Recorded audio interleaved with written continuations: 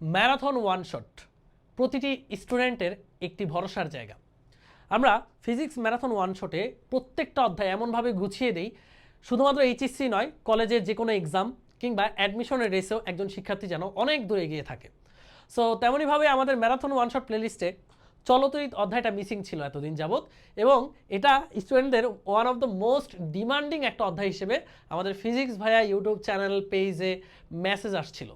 That's why অনেক প্রতিকূলতা, অনেক কষ্ট করে টোটাল 5 ঘন্টার এই পুরো চলতরিত অধ্যায়টি রেকর্ড করেছি ম্যারাথন ওয়ান শটের এই প্লেলিস্টের জন্য।